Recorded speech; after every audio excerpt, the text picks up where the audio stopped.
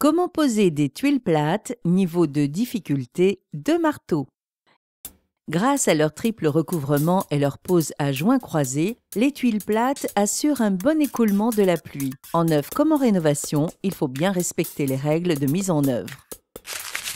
Vous aurez besoin d'un écran de sous-toiture HPV, de clous larges galvanisés, de contrelates de 27 par 40, de lithos de 18 par 40, de closoirs ventilés, d'un larmier, d'un peigne d'égout, de tuiles plates de votre choix avec leurs accessoires et fixations, de tuiles de rive à rabat gauche et droit et fixations, de faîtières, de vis de faîtière et de frontons.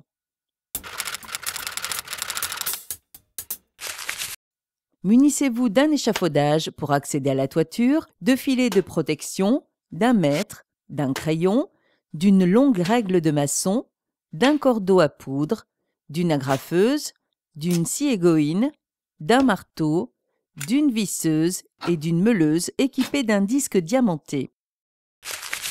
Prévoyez une paire de gants et un harnais de sécurité à accrocher à une ligne de vie.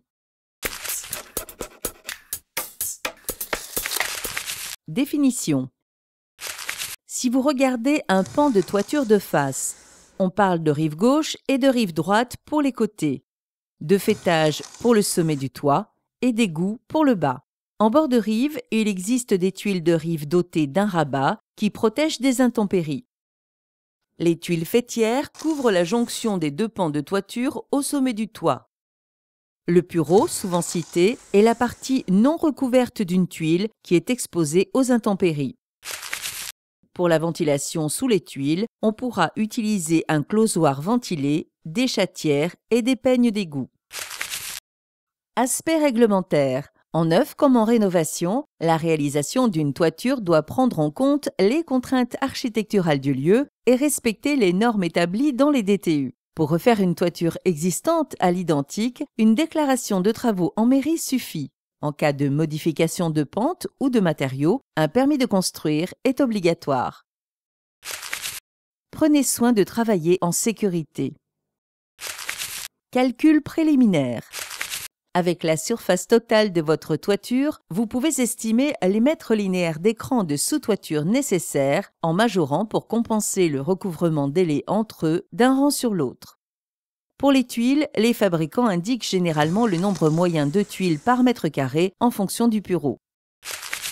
À chaque type de tuile, en fonction de la zone géographique, de l'exposition et de la pose ou non d'un écran sous toiture, correspond une pente minimale exprimée en degrés ou pourcentage. Mise en place des laits. On fixe en premier le larmier sur les chevrons en prenant soin de le positionner correctement par rapport à la gouttière. En partie basse, le premier lait est alors agrafé et doit reposer sur le larmier avec un recouvrement minimum de 10 cm, garantissant ainsi la continuité d'écoulement. Des repères vous aident à respecter le recouvrement des laits d'un rang sur l'autre. Au final, l'écran doit couvrir toute la toiture et venir aussi en recouvrement continu sur le faîtage. Pour une pente inférieure ou égale à 30%, il faut un recouvrement de 20 cm. Pour une pente supérieure à 30%, un recouvrement de 10 cm sera suffisant. On peut parfaire l'étanchéité à l'air en utilisant un adhésif adéquat à chaque jonction de lait. Fixer l'écran. D'une largeur minimale de 36 mm, les contrelates participent à la fixation définitive de l'écran. La hauteur d'au moins 20 mm ménage une lame d'air conforme au DTU des tuiles utilisées. Un repérage précis. Pour commencer, la pose des lithos. On positionne une tuile complète avec une chute de litho, de sorte que le bas de la tuile descende à l'aplomb du centre de la gouttière. Tracez ensuite le repère supérieur du litho. Prenez la cote entre le repère et le bord du larmier. Reportez la mesure sur la dernière contrelate en bord de rive opposé et tracez au cordeau à poudre. La distance entre deux lithos correspond normalement au pureau indiqué par le fabricant. Il suffit de reporter la mesure près de chaque rive sur la contrelate puis de marquer les lignes de pose au cordeau à poudre.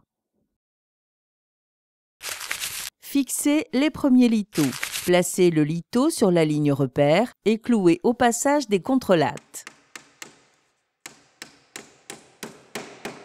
En bout de litho, arrangez-vous pour couvrir à demi la contrelatte et repartez sur l'assise restante. Selon les DTU, un litho doit reposer au moins sur 3 points d'appui. Clouez ainsi 4 ou 5 rangs de litho. La première rangée de tuiles est doublée, d'où son nom de doubli. En bas du toit, en dessous du litho déjà cloué, vous devrez fixer un rang de litho intermédiaire. Clouez le litho en respectant le pureau. Celui-ci servira de support à la tuile courte du doubli.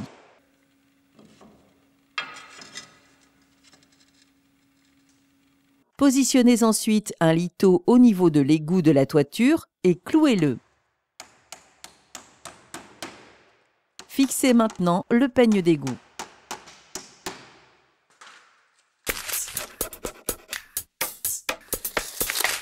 Soignez le départ. Accrochez 2 tuiles déjà recoupées ou 2 tuiles courtes de doubli sur le litho intermédiaire. Vérifiez avec la tuile de rive à rabat et une tuile que vos tuiles sont bien positionnées. Puis retirez la tuile à rabat et clouez les tuiles sur leur litho. Accrochez ensuite la tuile de rive et la tuile de côté. Celles-ci viennent recouvrir en quinconce les tuiles du dessous. Clouez-les pour ce départ de rang de doubli. Progressez en remontant. Le rang suivant débute par une tuile entière placée au ras de rive du pignon. Poursuivez en remontant d'un rang à chaque fois. Un rang sur 2 commence par une tuile de rive. Après quelques rangs, commencez à vérifier avec une règle de maçon le bon alignement des bords de tuiles entre eux. Continuez jusqu'à l'approche du faîtage pour obtenir un départ de pose en parfait alignement. Comme la largeur d'un pan de toiture ne correspond jamais à un multiple exact des tuiles, il faut pouvoir jouer latéralement pour équilibrer un léger dépassement en bord de rive de chaque côté. Vous devez donc réaliser une rangée témoin en bas et en haut du versant de toiture pour déplacer ensuite les tuiles d'un côté ou de l'autre, voire éventuellement de recouper les tuiles en bout de rang. Installez les tuiles des 2 rangées témoins du bas et vérifiez la bonne pose de la rive opposée. Faites de même pour la rangée témoin du haut. Avancez parallèlement à la rive. Tracez toutes les 4 ou 5 rangées de tuiles l'alignement futur des tuiles. Clouez ensuite la rangée des tuiles du bas. Posez les tuiles en remontant rang par rang sur une zone parallèle à la rive.